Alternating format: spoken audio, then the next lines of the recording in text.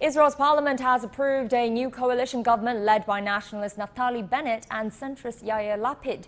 It brings an end to Benjamin Netanyahu's record 12-year rule. Bennett was sworn in as the new prime minister on Sunday night. He will lead the new government, which was approved by just a thin majority of 60 to 59. Under a rotating deal, Lapid will replace Bennett as prime minister in 2023. The new coalition is made up of 8 parties, including, for the first time, an Arab-led party.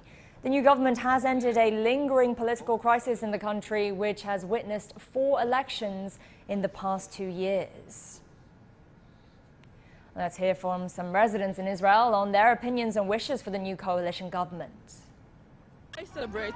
Me and my friends were celebrating the new government because it's something new, something fresh, with good people, and all the sides of the country. I mean, the right side, the left side, not only side. I think it's a dream of every child that the religion wants, and the Arab, everybody in one government. It's something that we thought will never happen. The government is in a very delicate situation, and it is compound of very different parties, and it will need to deal with a very delicate state in Israel. And first of all, I hope they will take down the atmosphere of hating between the different groups in Israel, and make Israel more united, and start deal with the Israel economy, which is in a very bad shape. Israel education was moving back in the last years. There are many things to do. Now we're joined by Professor Wang Jin from Shanghai. He's a specialist in Middle Eastern Studies at China's Northwest University. Professor Wang, it's good to see you on our show. Benjamin Netanyahu, he's promising that he'll be back, but how likely is a return to power for him, given that he is facing a trial for corruption and that his party has taken such a big hit?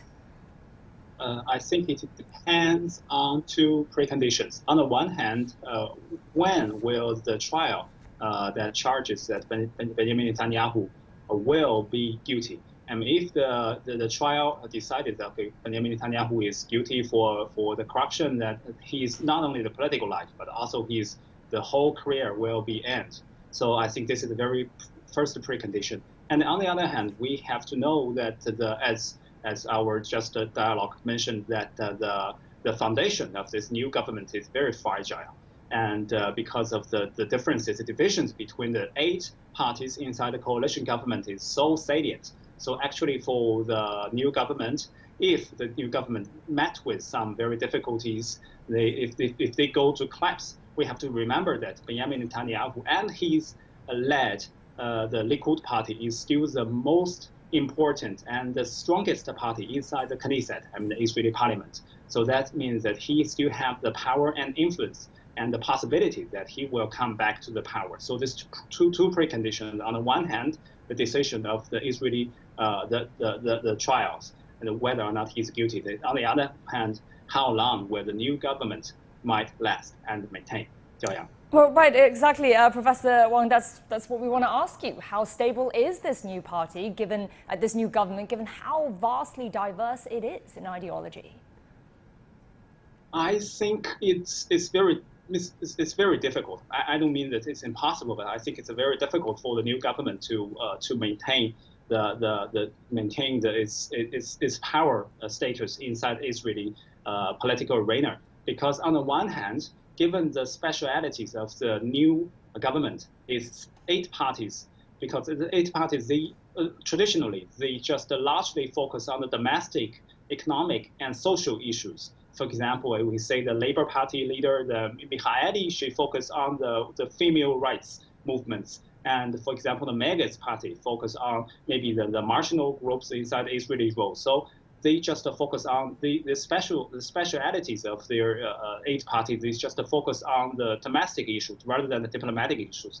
But for the Israelis, the most important thing, the majority of the Israelis, the most important thing, the national security. So this is something that the 8 parties, they had to get used to. This is the very first difficulty and challenge. On the other hand, as we just dialogue mentioned, that the divisions, the differences inside these 8 parties is so salient, especially the principles, the adherence of these 8 parties are very, very big.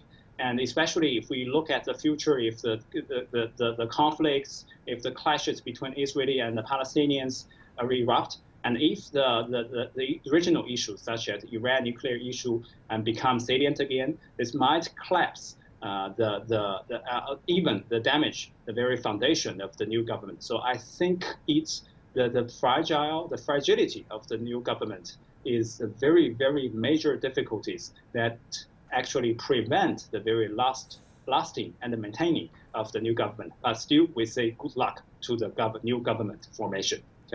And what kind of policies do you think they'll be able to push through, given this kind of level of diversity amongst the factions? I think the policies will be largely focused on the new domestic, social, and non-economic issues. Actually, we see that Israel is very strong right now, but inside the country, there were a lot of other challenges, especially the social challenges. The differences between the different ethnic groups, for example, Ashkenazi Jews, the Sephardi Jews, the Russian Jews, and the Jews from Eastern Africa, and so how to combine them together, how to overcome the differences. This has become more and more apparent issues. I mean, the difference between the different ethnic groups. And meanwhile, we say that there were a lot of differences and injustice between Jews and also the Israeli Arabs. So this is some social issue that they have to take into consideration. Meanwhile, we have to know that economic problem, especially the rising house price and also the very more competitive the market pressure for every Israeli family is also very big issue.